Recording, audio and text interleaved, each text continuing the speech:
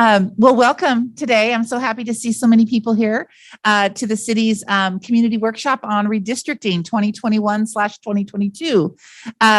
My name is Stephanie Smith, and I am Director of Election Services for Best and Krieger, the city's consultant for the redistricting process. And today we're going to go through the project timelines, what it looks like. We're going to take a review of what redistricting is, and then we're going to show you an online mapping tool that you can use to draw your own maps. And so it's very, very easy, but I will tell you, some people might be a little intimidated, but we've provided you some with instructions here, and we'll make sure everybody gets those before we start that part. And then those are also available on the city's redistricting webpage. You can download them for yourself or open them up on your computer. But I have found that once people see it demonstrated and have the instructions in front of them, then they're not quite as intimidated. And here's the good news: you cannot break it. So don't ever worry about software, and you cannot break it, okay? So let's go ahead and get started.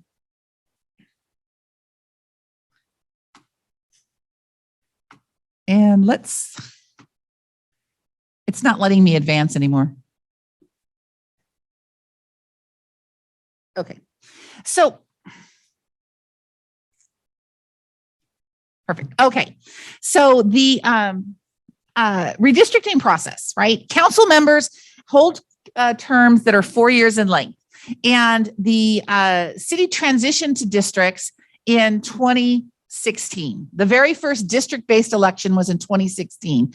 And prior to that, the people elected their representatives at large. So the entire city was allowed to vote on all 5 members of the council. The transition to districts occurred in 2016. And a lot of people say, well, why did we have to do that? I can tell you that it's not always the most logical decision for agencies, but there is, in the California Voting Rights Act, there are provisions that allow people to make allegations against a jurisdiction that they are not being fair in their elections by having it at large. And it dilutes the voice of minority voters from electing the candidates of their choice.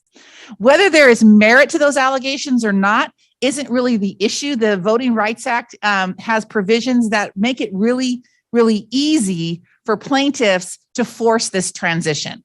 So the city of Hemet made that transition in 2016. And I will tell you, it's a lot less expensive to make that transition than it is to fight those lawsuits, because so far, only one city has fought it to the point of the state Supreme Court. That's the city of Santa Monica.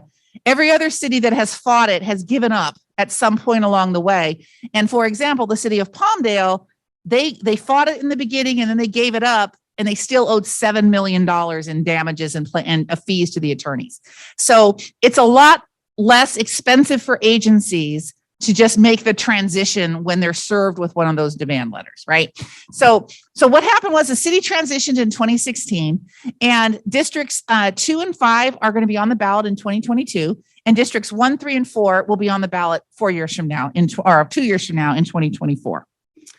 So the process of redistricting is actually spelled out in the California Elections Code, and it says that any agency, whether you're a city, a school board, a water district, a parks and recreation district, any agency that elects their members by district must complete this redistricting process after the release of the U.S. Census data.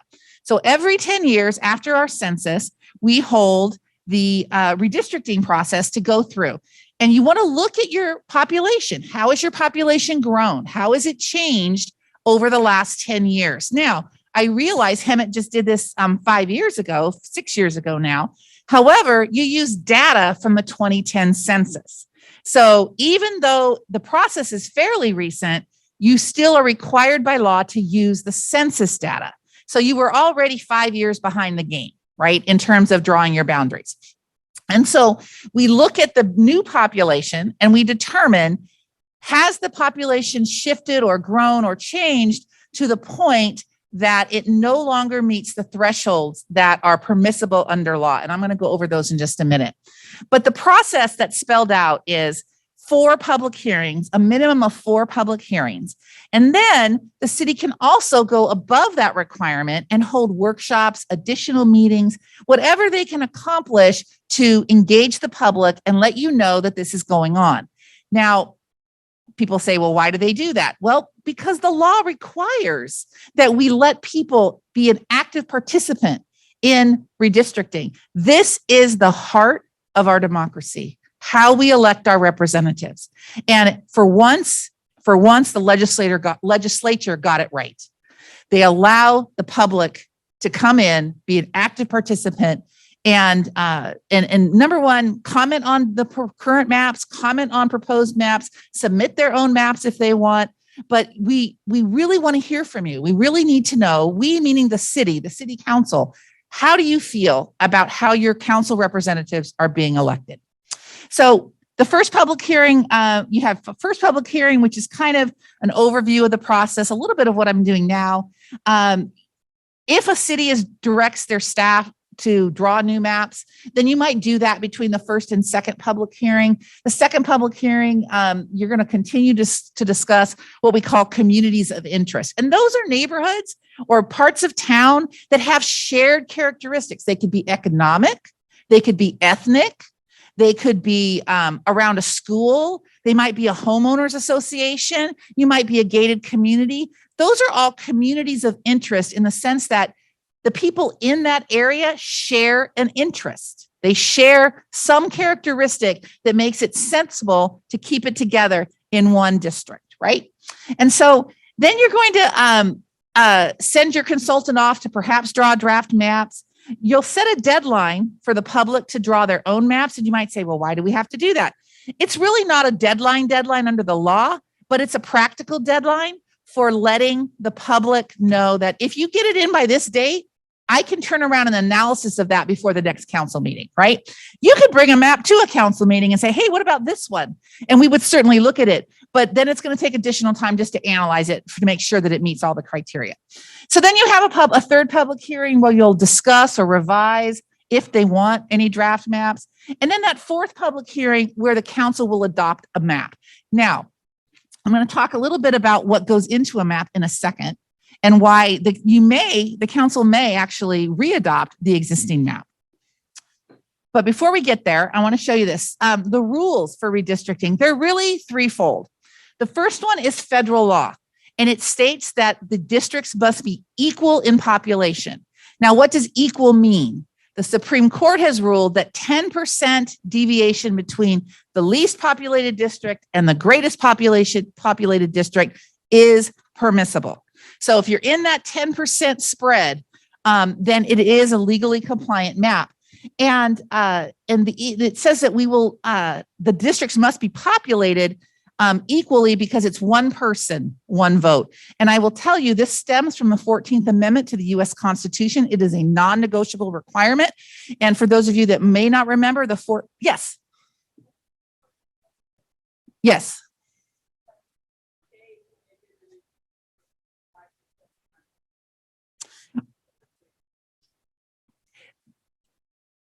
Right. You can establish locally, you can establish objectives or goals for a lower deviation. The Supreme Court has ruled that 10% or less is substantially equal and compliant. You can go a little bit higher even, but they have also ruled that 16% or up is never permissible, right? So, but anything under 10% is deemed substantially compliant under the 14th Amendment for equal population.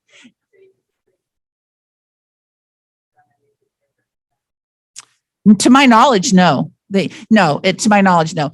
A lot of agencies, now I will tell you that, like the city of Berkeley, for example, the city of Berkeley has on their books 1% or less deviation, 1% or less. It is a law in the city of Berkeley that their districts are 1% or less in terms of deviation.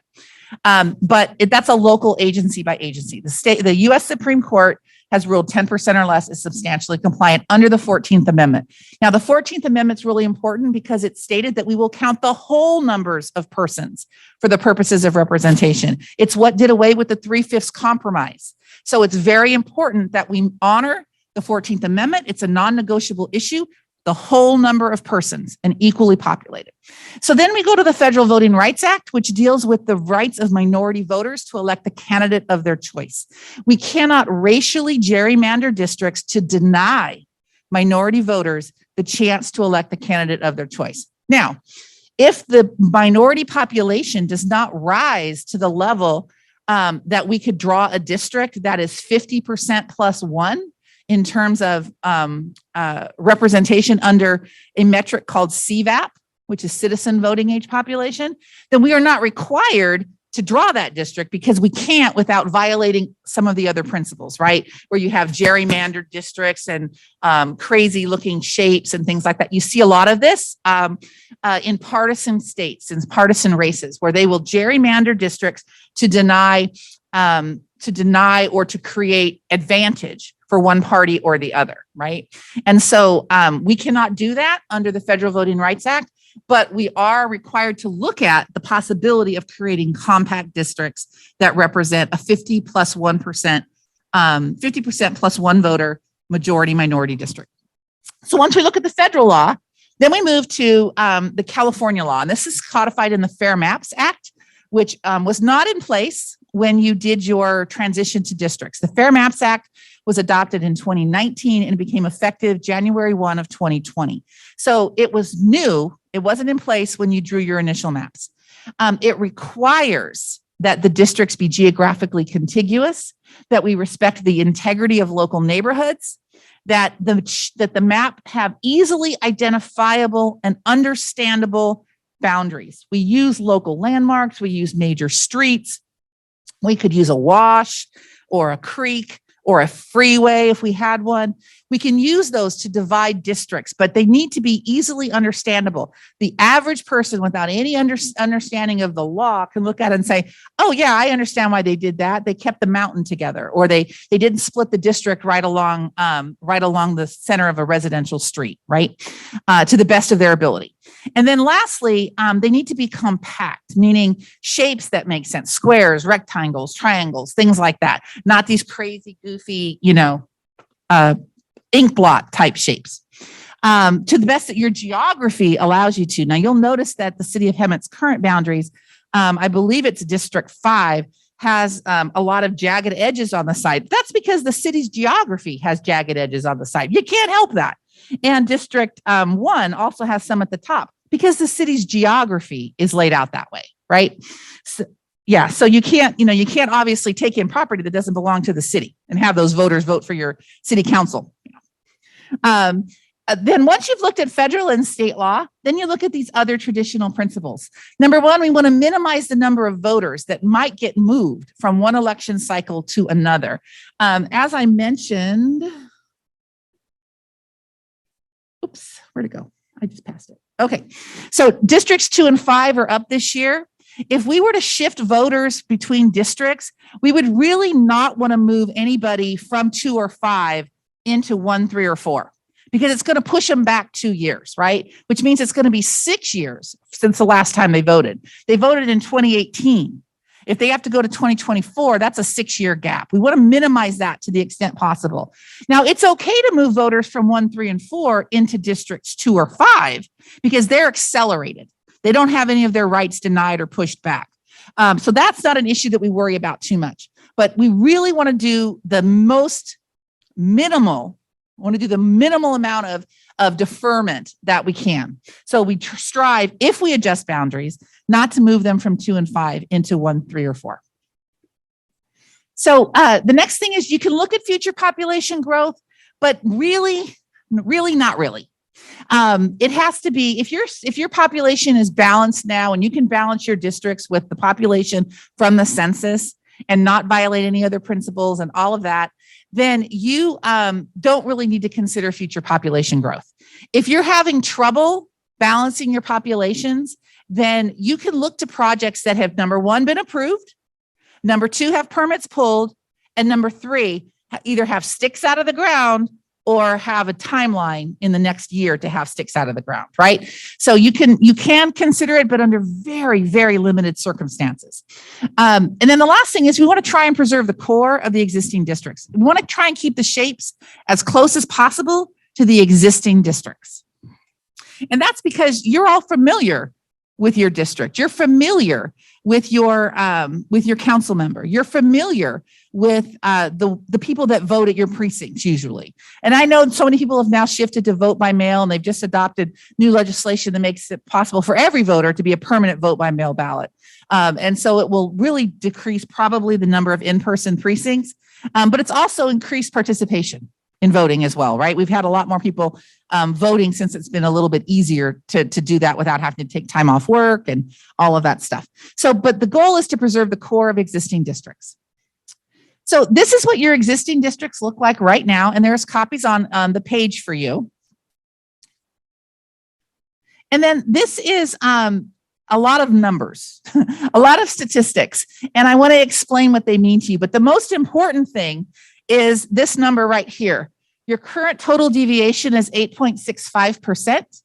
And that means that currently the gap between the least populated district, which is District 4, which is 857 under the ideal population. Now, this ideal population is just 1/5 of your total population.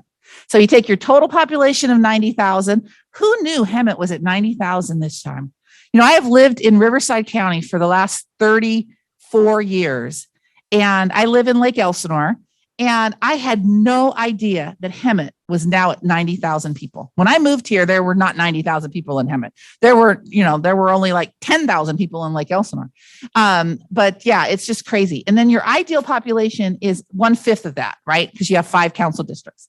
So the deviation comes into play with what is the number of your current district off of that ideal. So District 4 is underpopulated by 857 people, or 4.75%. And District 1 is the greatest one, overpopulated at 703 people, or 3.89%. You take away the minus sign and just add those numbers together, the raw numbers together, and you get 8.65%. So the good news is, if the city is happy with the current boundaries and the way the maps are drawn, and you're all very comfortable with the way the map looks and how the city's divided up, the city can go through this process of public engagement and the public hearings and readopt their existing maps. They can readopt them. Now, the next thing that you look at when we get to these districts are, there's a term up there, it's called VAP, and that stands for voting age population. And when we look at the ability to create districts for majority minority representation, we look at two things. We look at VAP and we look at CVAP. VAP stands for voting age population. CVAP is the more granular citizens of voting age population, right? So VAP is anyone over the age of 18. CVAP is a US citizen over the age of 18. And truthfully, you look at CVAP. That's the required metric. And I'm going to go to this next slide, and it'll say some things that I want to clarify. So the deviation is below the acceptable range, and you've got our lovely faces on there, so we can't see it, but we know it's 8.65%. The current district boundaries may be adjusted for population balance if the council chose to do that, or enough residents wanted to have that occur. And then creating a majority minority district may not be possible due to the dispersed nature of the minority residents. Now, earlier this week, I was at a council meeting and I talked about the fact that you sort of had some majority minority districts, but that was looking at voting age population. If you look at the total voting age population and you look at Latino VAP, the Latino VAP makes up the largest voting demographic in some of your districts. For example, District 1 and 5, they make up the largest population there. However, they still don't rise. First of all, it's VAP, not CVAP. And second of all, it doesn't rise to the level of 50% plus one. So at the strictest interpretation of a majority minority district, no, the city of Hemet doesn't have that. But what this also shows me, though, if you compare the Latino VAP to the white VAP, those numbers are very, very close. And they're very close throughout the city. So what that tells me is you have a very, very integrated community. Your minority residents live right next door to non-minority residents. And it may, as the slide says, it may not be possible due to the minority population and the dispersed nature of the residents, right? And so that's the exercise that we just go through under the Voting Rights Act. We look at it. Do we have the ability to do it? Well, we have looked at it. And no, we can't without gerrymandering specific streets, right? You might have districts that look like, up and down, jagged things. It might like tops of crowns, things like that. If that's what it takes, we would go block by block to look at the minority population. And it may take doing that, which violates a lot of the other principles, right? Of compact districts and contiguity, things like that. So if you cannot draw one, then you're not required to do so. So that's the exercise that we always look at.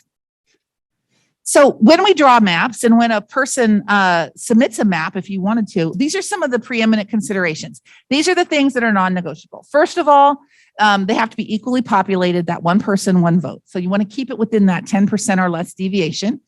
They need to be geographically contiguous. Now, there is a parcel of land that floats a little bit at the top of the city.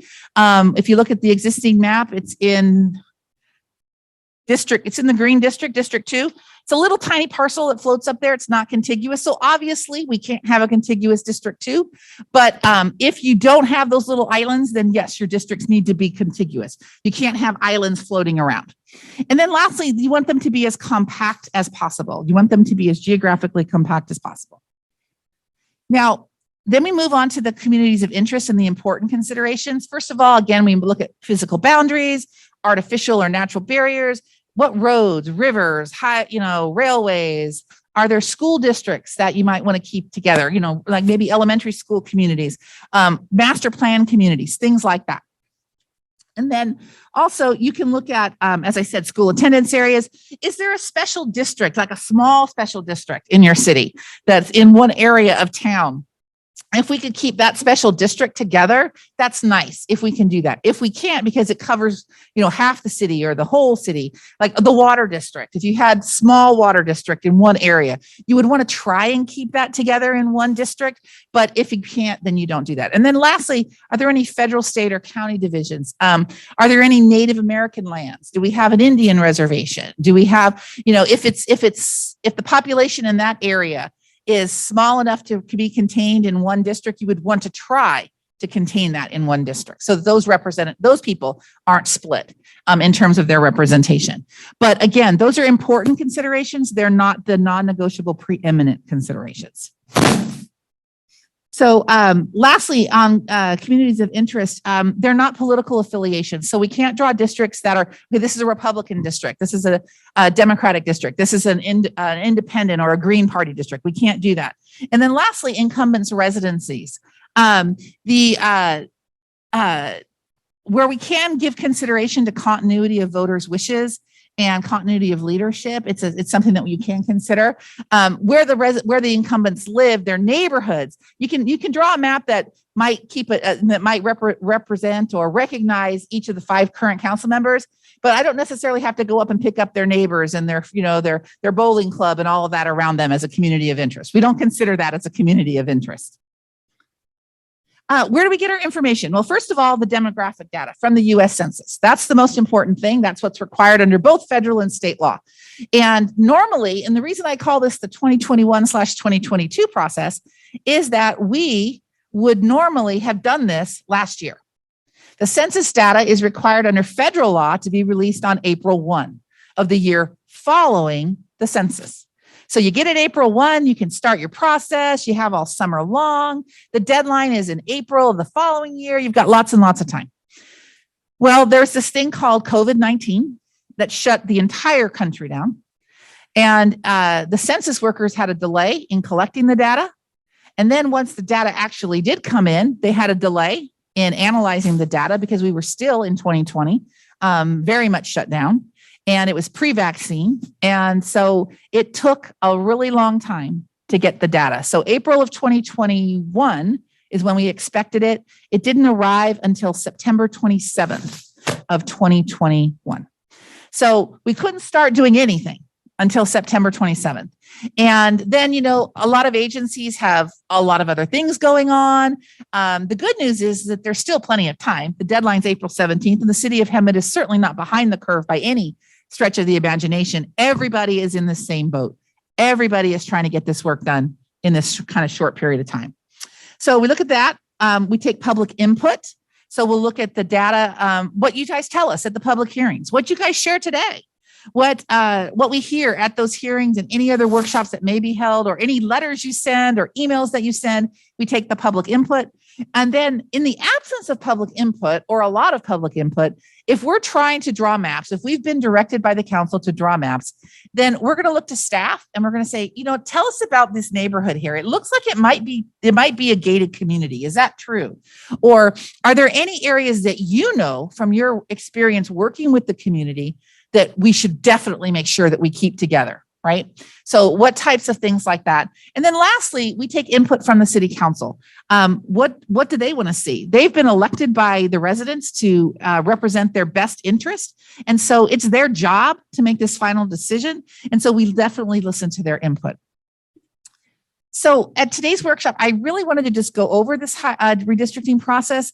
And then I'm going to demonstrate the use of the online mapping tool. And then we'll talk briefly about ways about the public can engage in the process. This is what the timeline looks like right now. So we had our second public hearing earlier this week, and there was continued discussion of the process. And by that, I mean, at the moment, there's no direction to draw any new maps, right? The council feels that the current map, as I've explained, is legally compliant. And for the most part, they haven't heard that anyone in the community is unhappy necessarily.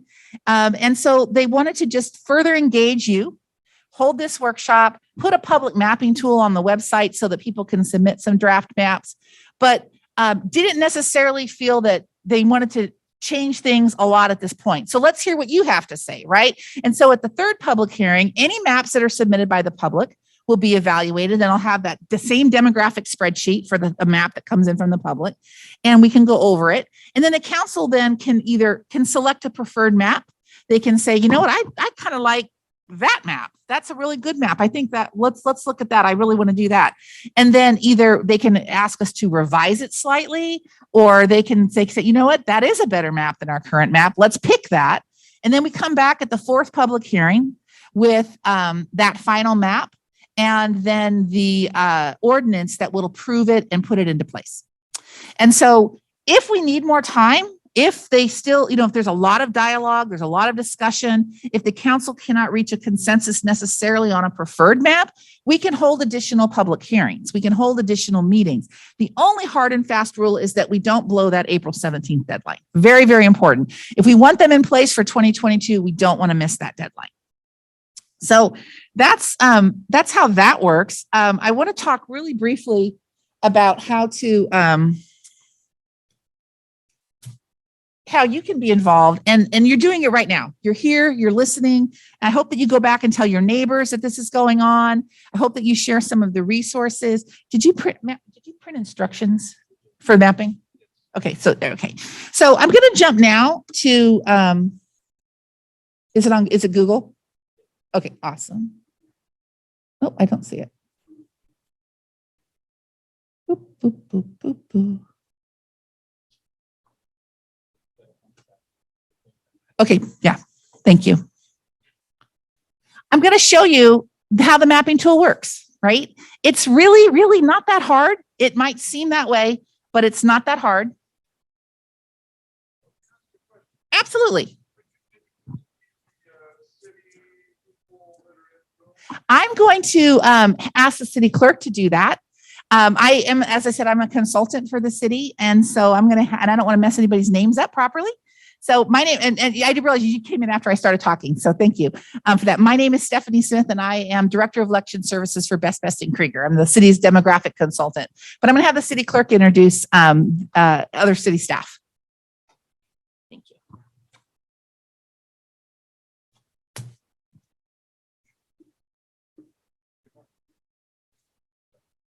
Good morning, everyone. I'm the city clerk. I'm John Paul Meyer, and then I have Brandon Yoshida, my deputy city clerk, who will be here assisting you folks. He'll be passing out the mapping instructions out here shortly. And so we'll get started here on the mapping tool. I did want to make a quick little plug in that this mapping tool is available on our redistricting page. We have it up here for reference. And I'm just going to drive here real quickly. I'll stop. So if you go to our city clerk, if you go to our cities page, excuse me, and you go to government, departments, city clerk, you'll scroll down and you'll see our redistricting page off on the left-hand pane, and along with all of our lovely pages there for public hearings. So you'll see on the redistricting page, we have a little information basically on the process. What does redistricting, why does it matter to me? What is it? What our current maps look like? And going over a little bit what Stephanie had said. And so what we'll get to is the redistricting process. How can I get involved? Well, you can send us an email here. That's my email. I'll pass those along to Stephanie so that we can do further analysis, or you can give us a phone call if you have additional questions. But any comments, direct them to me and we'll pass those along. And so without further ado, you'll just click the online redistricting tool. And I have it preloaded here, so. And then I'll pass it on to Stephanie, or she could. Yeah, thank you. So let me make sure if I can do this right here. So the first, the DRA 2020 is a fabulous online mapping tool. I don't know if you used an online mapping tool when you transitioned to districts in 2016, but the tool du jour in the mid 2010s was awful. It was just awful. As someone who's done this been an elections official for over 30 years, it was just awful. It was hard to figure out. It was hard to, and this is actually working. Yeah, it's working. I just couldn't find the page. Thank you.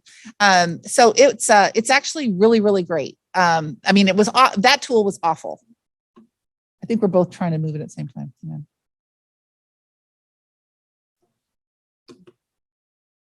Well, no, it's letting me move it. I just can't get it to the page to go back to where I needed it to go. Because we're in the way. Oh, well. So you're going to go to davesredistrictingtool.org.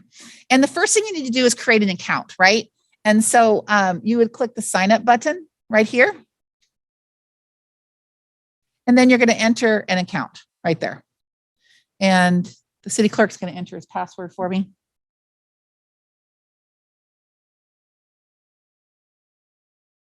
He already has an account, but you would just simply enter your email and then click sign up. And then it would let you, it'll take you back to, it's all right.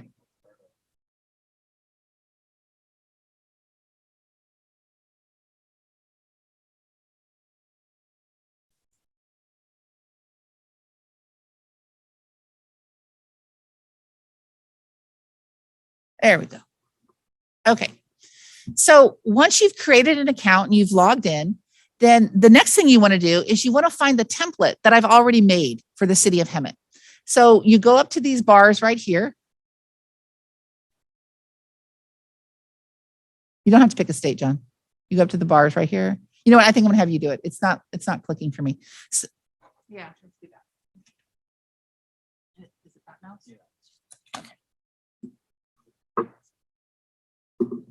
Let's see.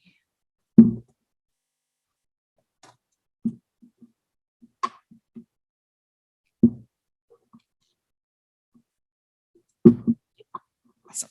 Okay. Thanks. So those three bars at the top, and then you're going to click on maps. And then it takes you to my maps, but then you're going to bring down once you start drawing your own maps, they're going to appear in this list. But until you do that, you need to go then to published maps right there. Then the very next thing you're going to do is you're going to search for the Hemet template. Now you can just type in Hemet in that top search bar. And notice there are two there. There is the Hemet template, which is blank. I'm going to show you that right now. I want to then, let's see. Okay, so let's say we wanted to use the Hemet template. The first thing that you do, you can't edit that template. You can look at it, but you can't edit it. So I'm going to start by clicking view, and you can see what it looks like.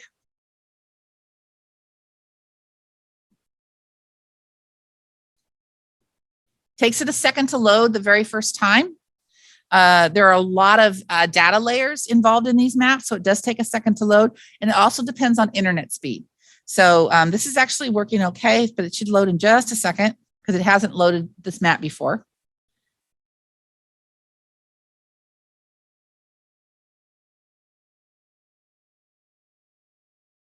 So you can see the city, and it is completely blank. You don't know what district is current or anything. You can have a blank slate and draw your own blank map. And I'll show you how you do that in just a second. But let's say, gosh, I don't know. I don't think I want to start with a blank slate. I think I want to go back and maybe look at what other people have done, or let me start with the current districts. So I'm going to just go backwards, and I'm going to click at this one right here. It says Hemet existing districts. So I think I want that map. So I'm going to now, I know I want to use that map. So the first thing I'm going to do is I'm going to duplicate it, because you cannot edit my map. You can't edit the template because we want it available for the next person, right? So the first thing you need to do is click on it, and then you're going to duplicate it. It does take it a few seconds to do it, and it's going to do it, and we're going to let it. Then it's going to show up in the My Map on this My Maps page. Oh, see, there it is, right? So I'm just going to click on it now, and look, I have all these additional options. So I'm going to click on edit. So when this one loads, you'll see that it is your current city council districts. Okay. And so it looks kind of pretty. I like the city of Hemet's map. I think that they're compact. I think that they're definitely contiguous. You can check your balance on if you click the statistics, it's going to take you to a screen. See your deviation's 8.63. The number is slightly different, and it's just because of the metrics that the Dave's tool uses, but I checked the straights, so they are exactly the same.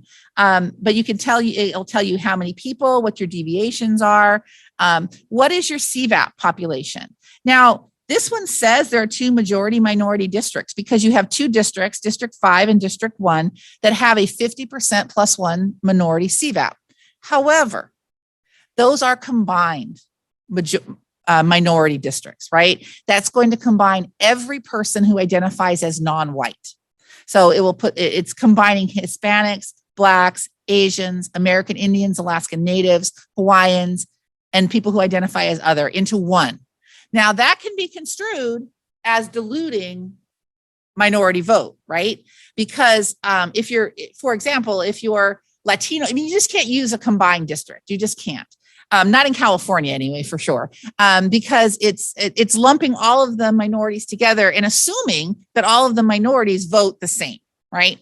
And so, as opposed to Hispanics voting for a Hispanic candidate, or Blacks voting for a Black candidate, or American Indians voting for an American Indian candidate. And so even though it says that, it's not 100% true, because it's not specific to any one minority population. And you can see over here that, again, just like we talked about, District 1 and District 5 are your highest concentration of Latino voters.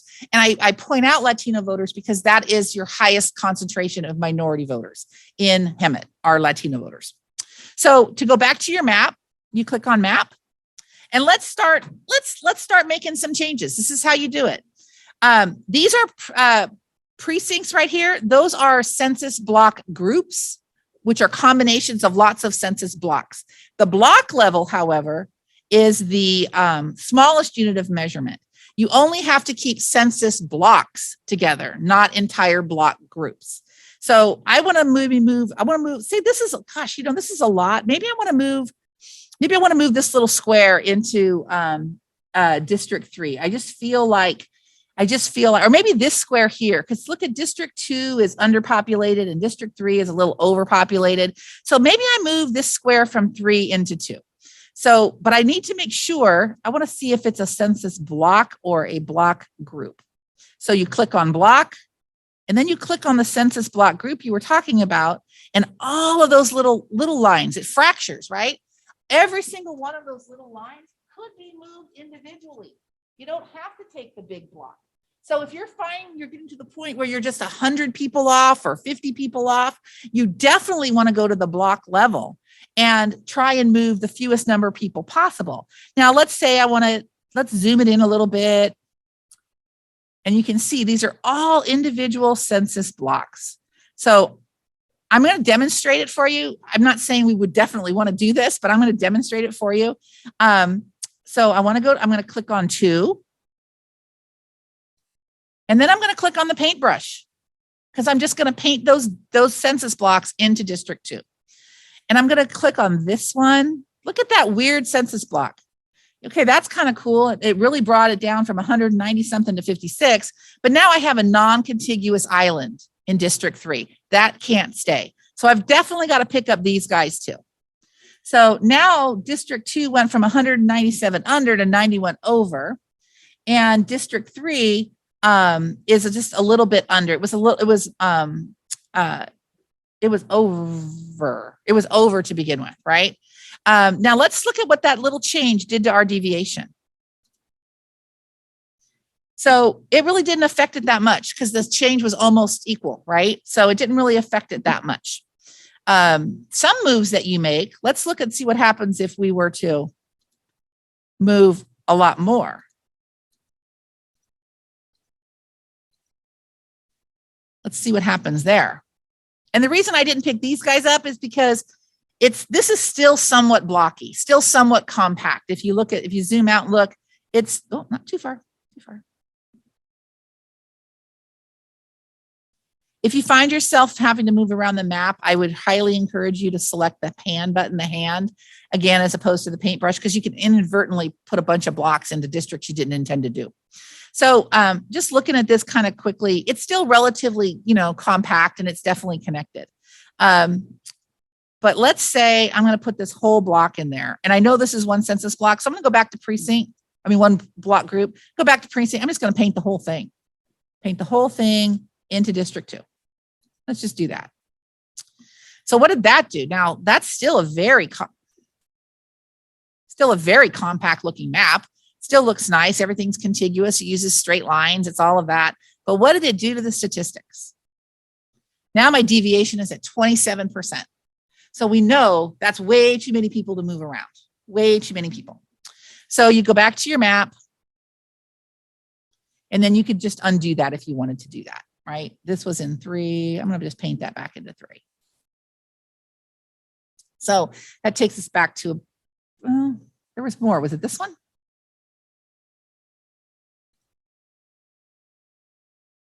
Might have been that. No. So as you see, moving people around, it changes the deviation, right? And this is a copy of Hemet's existing districts, which is exactly why I make you duplicate it so we don't mess it up, right? I know this is not exactly what Hemet's current districts look like, but let's say maybe you wanted to change this. Maybe let's square this off a little bit. District 5 is a little overpopulated. District 4 is underpopulated. Maybe we square this off a little tiny bit, right? So let's click on District 4.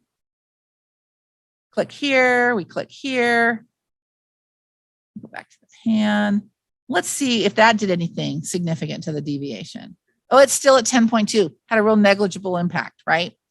But that's how you move things around. You just click them in, you click them out. You can either erase them. If you don't know where you want to move something, but you know you want to move it, you can click the erase button and you can click on districts. So you can do that. You can just erase things and then they'll show up here. They'll show up here in this unpopulated district, right? So that's how you know. Number one, it looks white on the page, but number two, this UN stands for unassigned. And there's 1,500 voters there that are now they don't belong to anybody right now. We got to figure out where to put them. Okay. So that's essentially how this program works. I'm going to put these guys back because I want to show you the next step. Let's see. Let's put them back and forward just for giggles and kicks. Go back to my paintbrush. Oh, okay. So everybody's assigned. I may not be happy with the deviation, but everybody's assigned. And so the next thing you're going to want to do is you can do it from this screen, but because we've got John's beautiful face right there and the Zoom window there, I'm going to go back to the list of maps. You can get to your maps by clicking right here, or you can go back the long way over here. But I'm just going to click right here. And it takes me to my maps, and I'm going to click on it, and I can either rename it at this point, such as, let's rename it.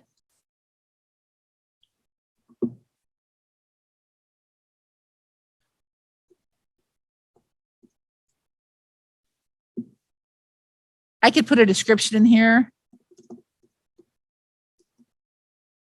You could say things, oh.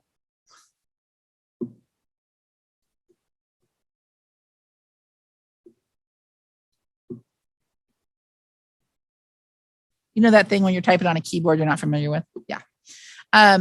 So I've renamed it.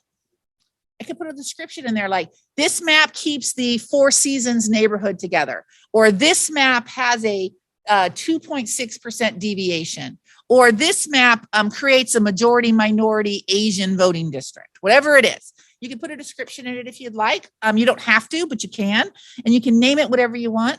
Yes.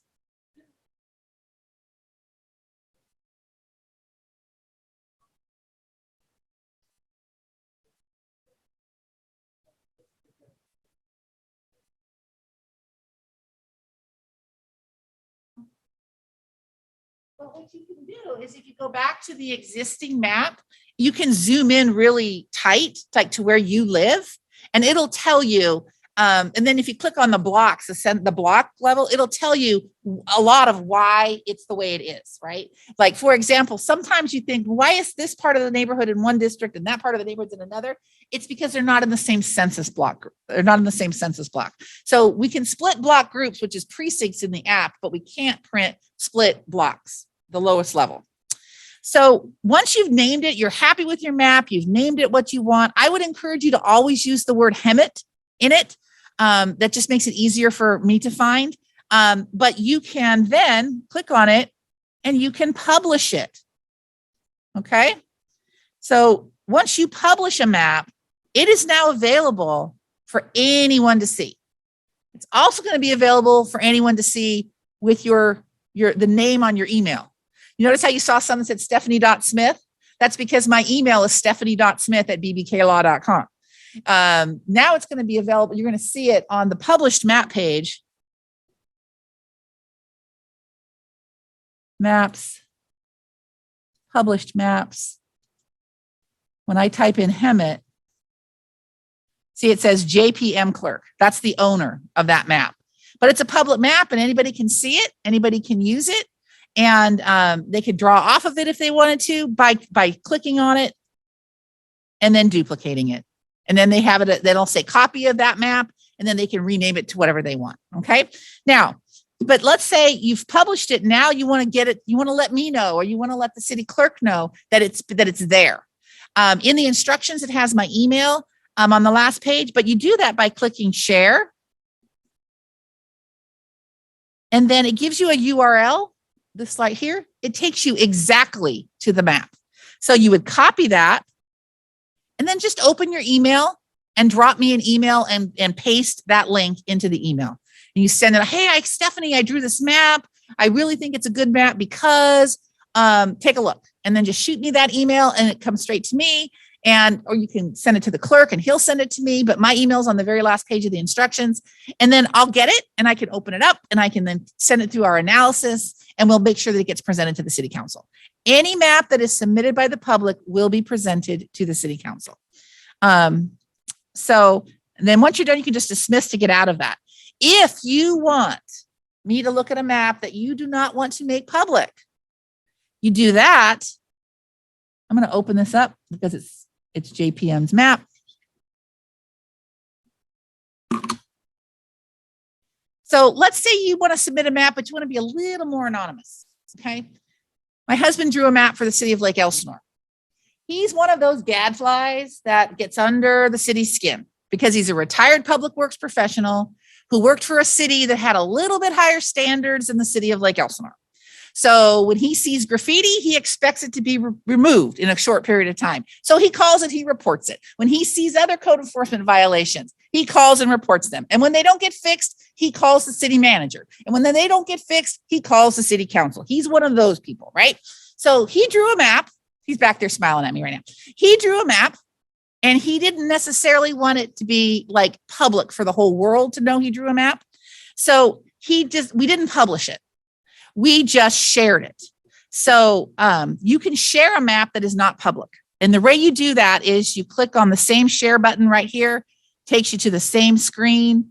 You're going to copy it. You're going to drop it in an email. It's going to go to the consultant, and anybody with that link can copy the map, can get the map, but it's not available for the entire world to see. So if you want it to be more anonymous, don't publish it, just share it.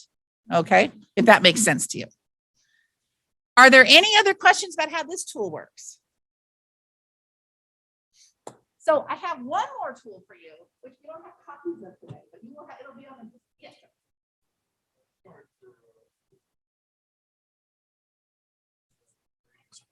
Oh, thank you. The U.S. Census Bureau, and it deals with population numbers, how many people live in a geographic area, and then they draw geography around they kind of try and keep it. Some census blocks are really small in terms of numbers, under 100. But they in populated areas, they keep it to around 1,000. And so we don't have any input into how they draw the blocks. And the state of California, because we lost population this year, the state of California actually lost 600,000 census blocks. So whereas last year, or when you drew your maps in 2016, myself and the council members, we were in 2 separate census blocks because we had a street between us. This year, we're in the same census block because they combined us, because our population shifted so much that they downgraded the number of census blocks that we have. We don't have it. We at the local level, meaning the city or the county or the state of California, has no control over census blocks. That is the purview of the U.S. Census Bureau, and they draw the maps. Now, that being said, I will tell you, Hemet didn't get moved around at all, or hardly at all, because when I drew the existing map, I was able to do it precisely as it was done 5 years ago, precisely as it was done.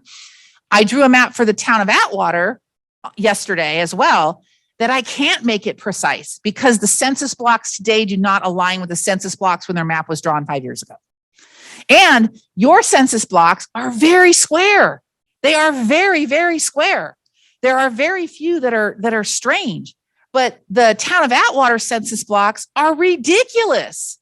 They're just ridiculous. So moving voters in that jurisdiction is so much more challenging because I have to move entire census blocks, and then they don't make sense because they're all jagged and round and crazy. Yours are square. They're rectangular. If I clicked on any of those at the block level, hardly any of these at the block level, pretty much squares, right? You wouldn't divide that up anyway, but square, square, square.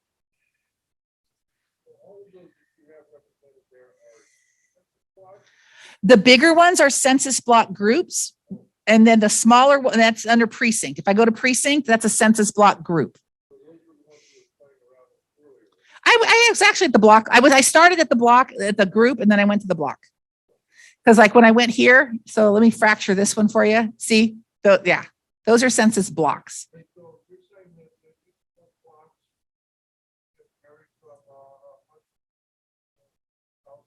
Yeah, let's look. And what you tell is my hand is on that one. So that's 914 people in that area right there. This one right here is 133. You see and you can't see the numbers because they're under, on the screen, they're under the Zoom window. But let's see if I can move this around so you can see it better. No. Oh, I think that's a different computer. Thank you. So you see this pane over here, block details, right here? That tells you, see, there's 376 in that little elbow. Go over here, that's the 914. These ones right here, 83, 55. And they also not only tell you the total, but they tell you the ethnic breakdown, if you're concerned with that metric. So that's how that works. But yes, I was very, very surprised, pleasantly surprised that your blocks make it very easy to see how square. I mean, they're just, that's a straight line right there. Very easy to recreate your existing map because it's a grid. They're almost like a grid system where so many jurisdictions are not quite that fortunate. Very much like a grid system. You're welcome. Can we open it up for questions? Yes. Use this. I just was wondering in today's world, how does the census handle mixed race families? A mother is Caucasian, father is Latino, and they have an 18-year-old daughter. Yes, it's how the family self-identifies on the census form. If you recall, when you got the census form, you answered the questions for everyone in your household. Now, by way of example, my daughter and son-in-law, my daughter identifies as white. Our son-in-law identifies as Hispanic. They have 2 children. They identified the 2 children. They chose to identify the children as Hispanic. And the reason that they did that was they felt that it was important to recognize that, that minority population from a Voting Rights Act perspective. So the children are under the age of 18. So they're toddlers, they're little babies. And so you have 4, the total population shows 4 people. The total population shows 1 white, 3 Hispanic. The total voting age population for that household shows 2, right? You have 1 white voting age, 1 Hispanic voting age. The CVAP for that household shows 1 CVAP white, 1 CVAP Hispanic.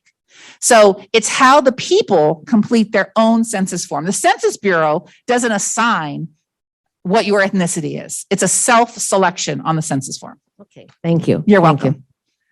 And so I wanted to show you, there's one more tool that will be available on Monday to download on the city's redistricting website. And it's actually a paper map. It's 8.5 by 11 in size. But what it does is it's got your city. I'm going to go back to the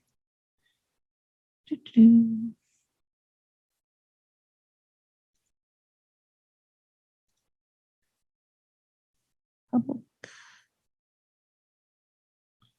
Let me type Hemet. Oh, it got to spell it right, Stephanie. You guys could have told me that. I'm spelling it wrong. So the one that says Hemet Template. Notice there's one here, Hemet Treasurer Ideas. My Hemet Treasurer. That person submitted a map that will be shared with the council at the next public hearing. I'm going to unpublish this one because you don't really need that one. Okay. And then, so Hemet Template, I'm going to open that one up for you to see it. It's a 8.5 by 14 sheet of paper that looks a lot like that. There's actually a few of these larger census blocks. A few of these larger census blocks are actually divided, into smaller groups. And in each of the squares, it has the total population. And all you have to do is just draw. Just draw with a crayon, a marker, colored pen, whatever you want. And it has instructions on how to do that. It has the instructions on the ideal population. And you can just draw it with anything you want. If you don't want to use individual colors, just do the outlines really dark and tell me what number each district is that you wanted to see. And you can submit that. And you can submit that by scanning it and emailing it, by dropping it off at City Hall, or by, bringing it into City Hall, whatever you want to do, you can submit. If you want to do it in paper, you can do it in paper. But I think that a lot of people, even you don't have to be techie. This is a fairly easy tool and you can't break it. And here's the thing. If for some reason you've messed up your map and you don't like it at all, just go back to your My Maps, click delete, go back to the template and start again. You cannot break the program. You can't break it at all. So that's the end of what we have outlined for you. The idea here, one question, I'll come back to that 1 second. The idea is just to let you know that this is going on. This is how you can participate. This is what the city council asks of you, is that if you have an interest in this, then to engage and to submit a map or to talk to your neighbors, tell them it's going on. Come to our 3rd public hearing, which is scheduled for the 22nd of February. And come to that meeting. It starts at 8 o'clock. That hearing is at 8. And so share with us what you have, what you think. Send an email. We'll post all of these maps will be posted on the city's redistricting webpage in advance. It'll be posted as part of the agenda. Send us an email with a comment on what you think about some of the maps. We're commenting on some of the Elsinore maps that are coming in that are just ridiculous. And so we just sent an email. I told you he's a gadfly. So he's going to say, this map isn't any good because this map is really great because, and telling them what we think about it if you can't come in person to the city council meeting. So we just ask that that if you have an interest in this, and because you're here, we believe you do, just participate. Let us know your thoughts. And so with that, I'm going to open it up to all kinds of questions. There in the back. On the timeline and next steps, February 14th, deadline for the public to submit draft maps for evaluation of public hearing number 3. Yeah, let me tell you about That's that. Monday. It is Monday. And let me tell you about that. So we had the second public hearing this past Tuesday, and the city council was really interested in having this workshop. And the reason is we wanted to make sure you knew that this tool was available. We cannot show maps at all until we've had those first public hearings. So we don't release the tool, right, until then. So we released the tool on Wednesday, but you guys didn't know about it because it just happened. And so we wanted to have this workshop. The reason that Monday is a deadline, and it is not a hard and fast deadline, it is not, but it allows me time to download the map, get it analyzed, and get it into a staff report in time for the city council agenda deadline. I believe they publish their agendas on Thursday. They don't like me sending them a staff report Thursday morning. But if something came in Tuesday, or if something came in Wednesday, or if something came in after the agenda, I can tell you we're only at the third public hearing. We are not at the fourth public hearing. So even if it's not in the council's agenda packet, it'll still be in my presentation on February 22nd. I'll say, okay, these are the ones that came in before the agenda went out, but we've gotten 3 more in the last week. And so if you send it to me Tuesday morning, the 22nd, it would be in my presentation that night. It might not have all the analytics. It might not have all of the census data analyzed, but they can get a general idea of what the shapes look like. And if they want us to do more evaluation on it, we can do that. You're welcome. Hearings usually like the 22nd and the March 8th. What time are those council hearings? They start at 8 p.m. The 8 meeting p.m. starts at 7, but the hearing will start at 8 p.m. That's another really nice thing in the Fair Maps Act is that it makes the hearing start at a time certain so that you don't have to sit through a lot of other business. If you wanted to come right at 8 o'clock and be there for that hearing, you can come right at 8 o'clock. And the council this past Tuesday night was so good. They were hearing an amazing presentation from the fire department. The mayor asked the fire department to stop so that we could start our redistricting hearing at 8 o'clock. Okay. So yeah, it starts at 8. Okay. And then any of what's discussed, like the workshops or anything that is held, like the public hearings, can you go to the website for people that missed it or anything like that? Yeah, John, do you want to speak to how you post your videos and things? I can touch on that. Yes. Yeah. Our videos are broadcasted via YouTube and on our city's website. So if you go down to the YouTube website and just do a quick search of City of Hemet, you'll see a whole list of previous city council meetings. And basically that schedule will have all of our public hearings scheduled. So roughly about an hour to 2 hours into the meeting, that's where you'll see the public hearing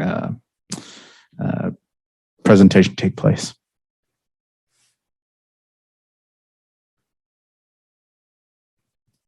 Are there any other questions? Yes. It's actually a question for you. Can you name off? Sorry, could you name off the city council members that represent each district, please? So we have Linda Krupa. We have over districts. Let's do it on the website. That way we have. Oh, you don't have to write it down too. He'll show you where it's at and you can see it. Just so we have a visual, because we also have Zoom participants, and I just like to be mindful of those folks as well.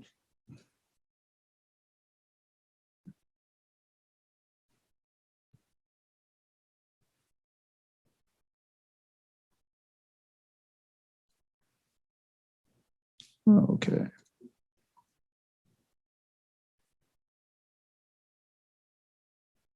So even if you just scroll over the government site, I'll go to the page itself, but mayor and city council, you have Mayor Malcolm Lowenthal, who represents District 3, Mayor Pro Tem Carly Meyer, who's with us today. Thank you for District 1. Council member Joe Males, who just recently had to run an errand there, so he left, but District 4, and Council member Russ Brown for District 2, Council member Linda Krupa for District 5, and then name to the faces here. We have a picture here on the website.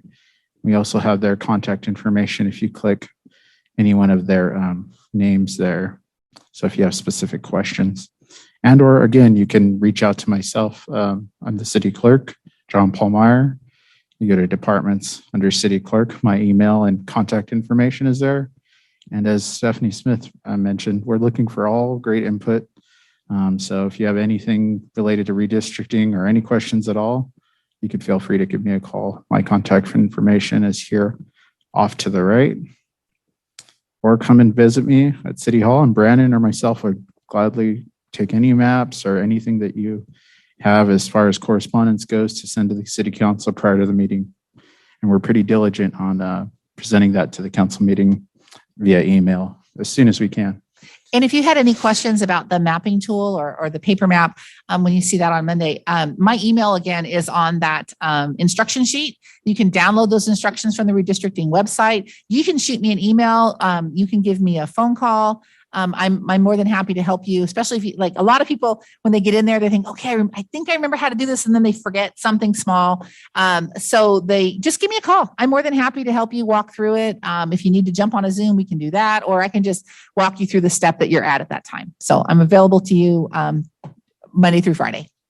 And I'll add a quick note. This meeting today was recorded via Zoom. So we'll also be having a link probably Monday, as early as Monday evening or afternoon, with the link, so that if you missed something in the presentation or forgot someone's name or something like this, or, you know, how did we move the blocks, or how did she, you know, view the demographics of a certain block, you can review that video here on the redistricting page. So again, it's under the city clerk page on the left-hand pane here, 2021, 2022 redistricting. And then you'll probably scroll down here and we'll have all that information there below. Do you have any other questions from the public? And I do want to just be mindful again of the Zoom participants. I just want to open it up as well.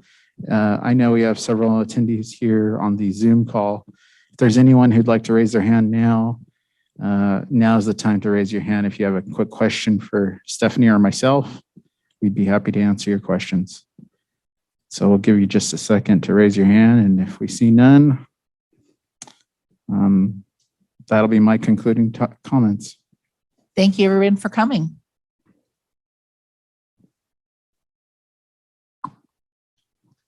Thank you, everybody.